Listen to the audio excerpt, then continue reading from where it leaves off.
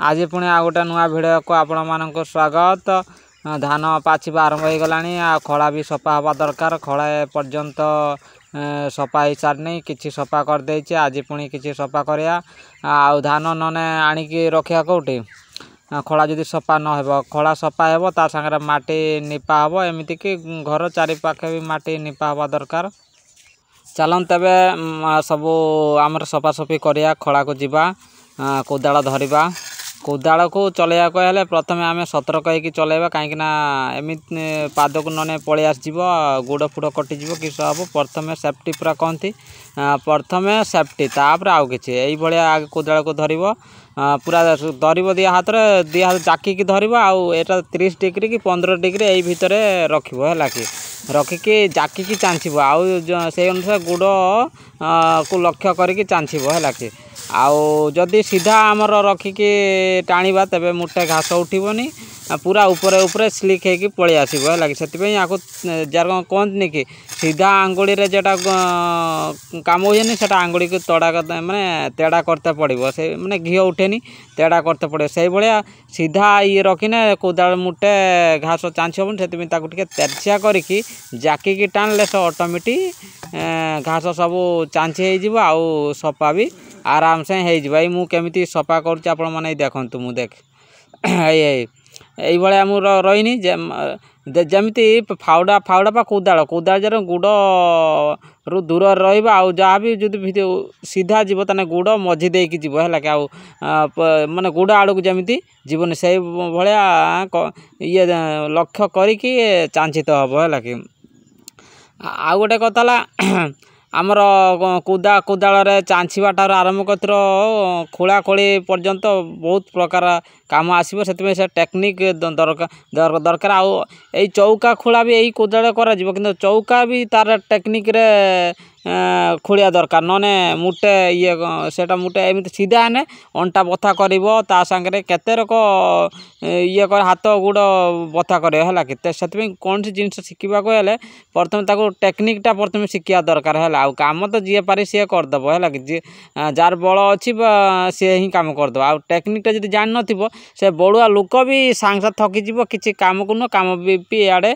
है ना कि तापर पर मो माँ एका भी पलि आसले मुझे चाँची ता पूर्व किसी चंछा होता से गुला सब से मैंने उठेकी गोटे कड़ को ढालिबे है कि घास गुड़ा बछा सरला खाली माटी गुड़ा नहीं गोटे साइड को ढालिबे जो साइड रे कि हमर पानीटा आसे कि माने सेपटे टे पछाड़े देखि परचंदी सेपटे पानीटा हमर खड़ा आड़ू पळे आसे बाय चांस वर्षा वर्षा हले जेंति पानीटा एपटे बेसी आसीबो नाही से आड़े नि जेंति रही कि सुखी जीवो है लागे आ गोटे कथा आगे देखते हम खोलार कौ पटे खाल अच्छी से खाल मानकर आगे माटीटा पकईकी से पानी पकईते हम कहीं से पानी पाइला माने से माटीटा बसीज बसला आमर चिकटा माटी ता सांगे नेपिदेने से आराम से ये सेट हो कि एबे ये मो भणी को मुंडेबे मो माँ आउ मो भणी आम जई से तो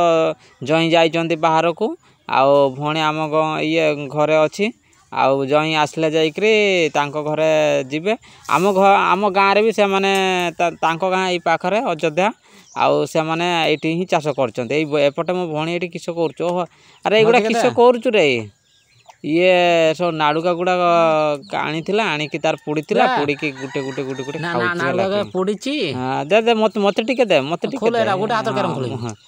सी एकुटिया एकुटिया खाऊछु एटा एटा नाड़ुका गुड़ा माने ये हो जाता से नाड़ुका एटा ये हो जाता आमर मंजी हो जाता ये पुड़ी देछि पुड़ी की नष्ट कर देलानी हो खाइबा भी हो तो हेले मंजी किणवा तो तार रेट अलग आ मंजी भल होता एपटे छुआ भी रही मोबाइल धरे देते आमा जाइए से बण को जाइए आउ छुआ एबे आम दायित्व अच्छी तेणुक मोबाइल भी धरे देछि मोबाइल न धरने से मुटे रही खाली इे सियाड़े हम कांदी बुल से माँ ता मोबाइलटा धरे देकी जाइए आउ ताकू बसते कहूचे से मुटे बसुनी केमिति एटा हम केते आमर ବର୍ଷେ 7 ମାସ ପାଖାପାଖି ଏଇ ଛୁଆ ହବ। ତଥାପି ମୋବାଇଲ କେର ଧରିଛି ଦେଖୁନା, ବାଁ ହାତରେ ମୋବାଇଲ ଧରିଛି, ଇଆଡ଼େ ଠିଆ ଯେ ଡାହାଣ ହାତର ଖାଲି ସର୍ଟ ମାନେ ସ୍କିପ୍ କରୁଛୁ ହେଲା, ସର୍ଟ ଖାଲି ଦେଖୁଛୁ ହେଲା, କେଇଟି କଣ୍ଢେଇ, କେଇଟି କାର୍ଟୁନ, କେଇଟି ଏଇ ସବୁ ସେ ଦେଖେ।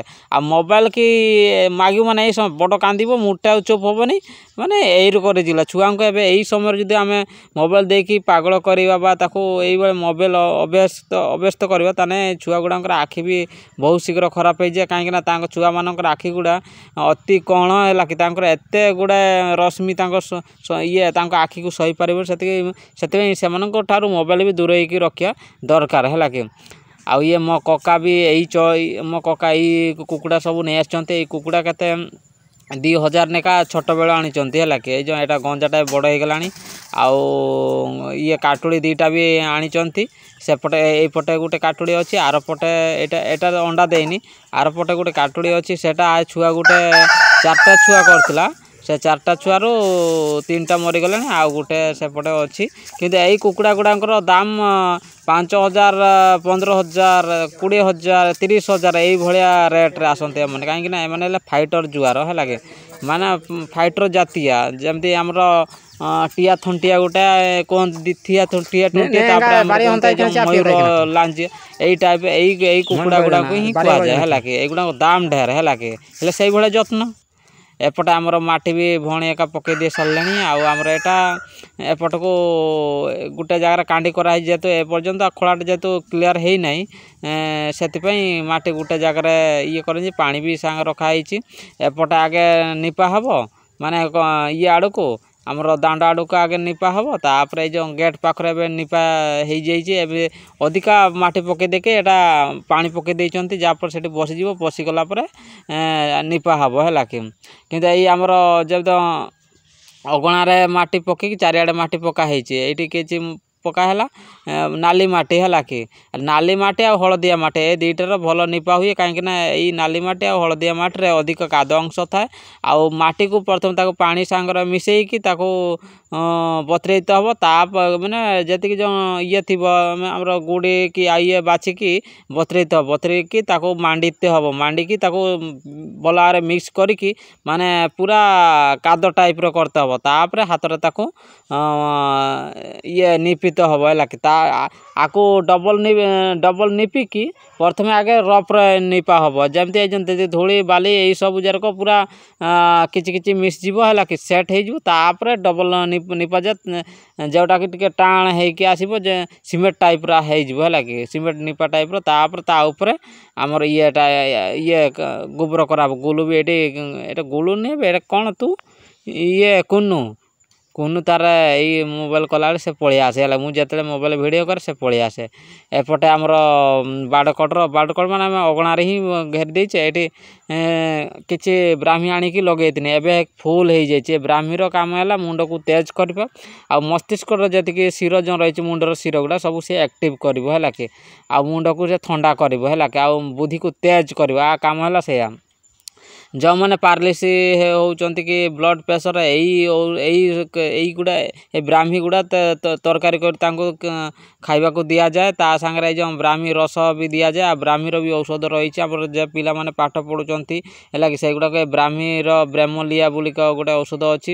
ମୁଁ ବି ଖାଇଛି ସାନ ମୁଣୁ ହେଲା କି। ଯେତେବେଳେ ପାଠ ପଢ଼ୁଥିଲି ସେତେବେଳେ ମୋତେ ବି ଦିଆ ହେଇଥିଲା, ମୁଁ ବି ଖାଇଛି। ଆଉ ଜଣେ ବି ଚାହିଁବ ଯଦି ଆକୁ ଖାଲି ପେଟରେ ଡେଲି ଖାଇପାରିବ, ସେ କିଛି ଅସୁବିଧା ନାହିଁ। ଏଇଟା ଆୟୁର୍ବେଦିକ ଜିନିଷ।